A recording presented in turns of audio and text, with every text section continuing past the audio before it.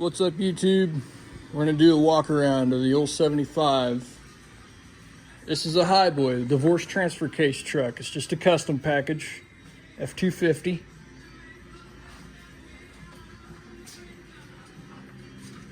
I bought this truck in 2018. I was gonna do a full restore, and I decided not to touch the body and do a patina. Just kind of, as you saw in my first video, I buffed it with Meguiar's buffing compound and, grinder wheel, pad, whatnot. But, just take a look here and what I've done. I pulled the truck apart as far as the bed. I pressure washed the frame and kind of brushed it a little bit and did POR 15 on the frame, and then with a brush, and then sealed it with Rust-Oleum gloss. But these trucks came with the fuel tank behind the seat, and I took it out because I wanted room, and I didn't like that much fuel being behind my back. But I found an eBay fuel cell, 17 gallon. I'm not going to drive the truck very far, and made my own brackets and put it together on the bottom side of the frame here. I was going to try and snug it up in there so it'd be between the frame, but I didn't exactly have the room, and I didn't want to lose my cross member here for strength. But yeah, we've got quite a bit of work into her. I didn't exactly start working on it until about 2.5 years ago, and I've just been slowly dumping into it, just with what I wanted to do and everything. I built a homemade gooseneck hitch for it. It's not the greatest. Some may not agree, but it's just a piece of C-channel and a couple of angle brackets that I've got bolted into some existing holes in the frame. 2 5/16 ball.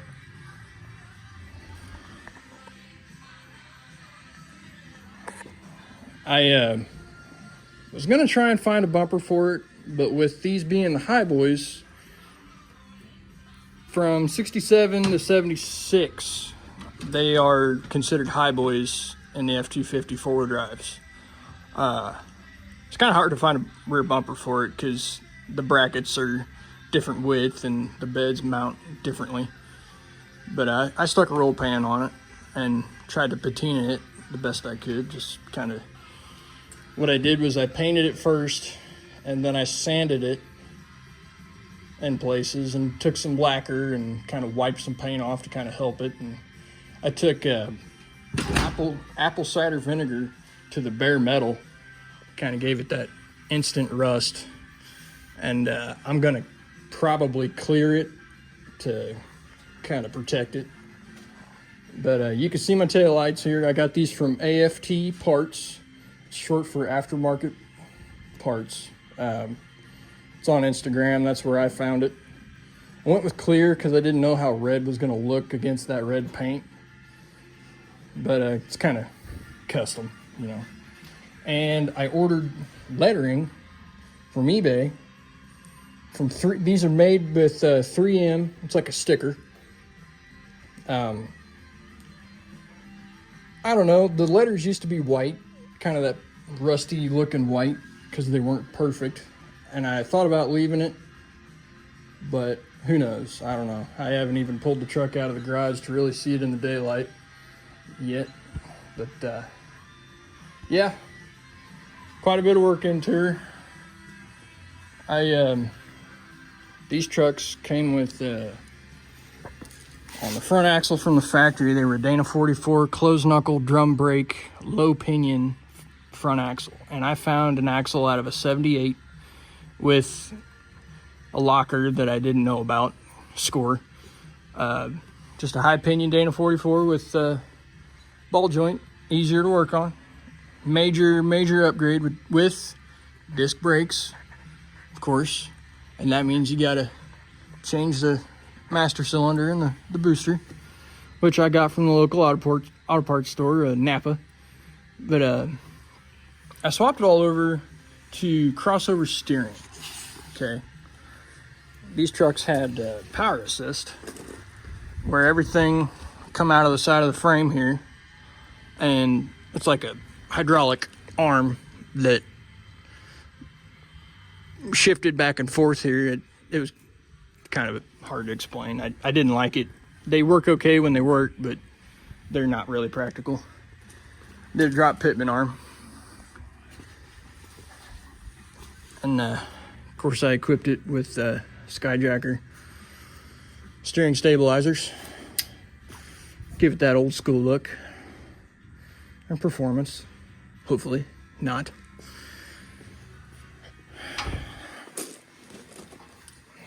We did cheapy eBay LED headlights.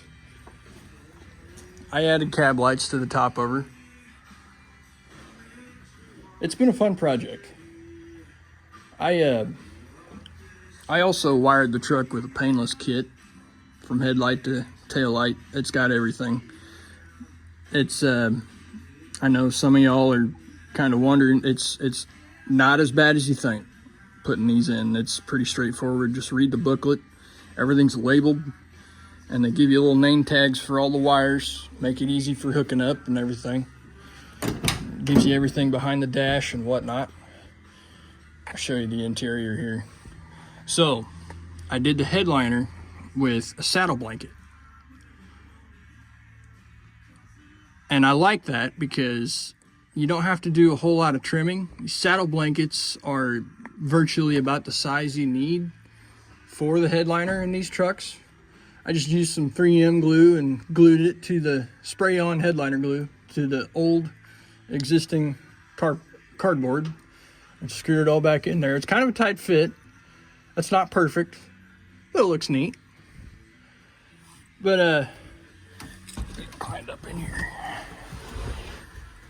So Jess over at 3D Printed Ford Parts sent me the cup holder.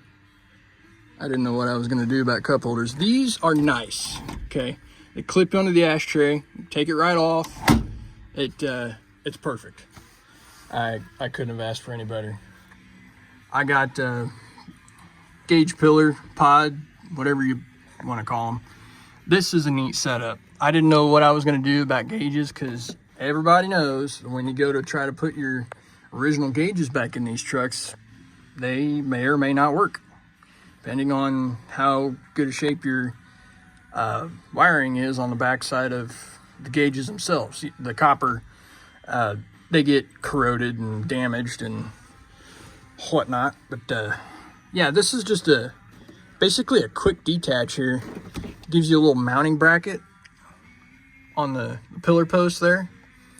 A little place to slide it down on. I literally could not ask for better. I cannot wait to stick my gauges in here whenever I get the motor dropped in. It just slides right back down like that. Easy to plug and play, I guess you'd say, you know. So a lot of you are saying probably or thinking that this steering wheel does not belong in this truck. No, it does not. This is out of a 79 F-150 two-wheel drive that I picked up as a parts truck because I wanted tilt steering. I wanted tilt steering really bad. The original steering wheels are huge, and I don't know. It's just creature comforts. It makes everything, you know. Oh, the word I'm looking for. You know exactly what I'm talking about. I got a cheapy tack from eBay. Just it's a color change. I'm not sure really exactly how long that's gonna last me, but it looks cool, you know. It's all about how cool it looks, right? We're not done yet. We're gonna do some lights and stuff on the floorboard because lights are cool, right? I got a cheapy window tint kit from eBay. It's like $30. It doesn't exactly quite fit, you know, but I tried. Back window looks okay in places, but This has been a fun truck to put together. I've had it since 2018. And like I said, I haven't really exactly got started on it until about 2 or 3 years ago. Just been slowly dumping money into her. But right now, the engine is what I'm waiting on. It's at the machine shop. They're gonna pressure test it, and I think we're gonna run a hone in it because it was already pretty well built when I got it. I just wanted to make sure it was okay to run, you know, because it sat for a while in a different truck. 390, 40 over. The cam that was in it was a Comps High Energy, I believe. I think we're gonna go a little bit bigger with the cam. I'm not exactly sure, but after we hone it, we're gonna do new piston rings and whatnot, and the crank will get polished, and the heads are gonna get reworked and whatnot. Wheels and tires I picked up down in Southern Illinois. I paid a pretty penny for them. I don't know if 1,200 bucks is worth it or not, but 16-inch wheels and 315s, 10 wides. Mickey Thompson's, can't really complain. That's a basic rundown, really, what I've got all into the truck and whatnot. I've put all new brake lines on the truck, and like I said, a whole new wiring harness kit. I even ran a 7-way plug back here. This hitch was on the truck when I got it. I was so thankful because I didn't know what I was going to do, or even if it had one or not. But I just welded the little bracket for the 7-way up here, just kind of tuck it in out of the way. Kind of neat. I don't know. On this roll pan, the license plate light was basically a fire hazard from, eBay. Had a halogen bulb, and it was all hot glued together, and I was like, nope, we're not doing that. So I found like an extra cab light harness plug for like one of my cab lights that I bought in the past, and put a 194 LED replacement in it. And you can't see all the work I did. It's just a lens and a cover. It's pretty simple. I just made it click in there and worked pretty good. I hooked everything up whenever I tried it.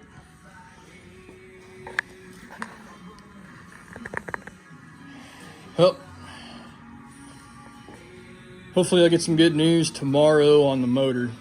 If it's ready to go, we'll put her together and hopefully have an engine in this thing soon.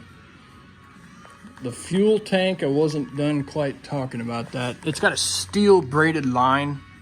You can see it in places there, but it runs to an electric Holley fuel pump on the side of the frame there. It's old. It's been on the truck for like 20 years. However long it's been since the last time they played with it. I'm sure I'll probably have to replace it, but it's getting there. It's getting there. Technically, after I bleed the brakes and tie up some of the wiring that I have left is like hooking up my brake controller and the blue and black wire that run all the way back to the rear and whatnot. But it's close. It's close. We are getting there. Thanks for watching.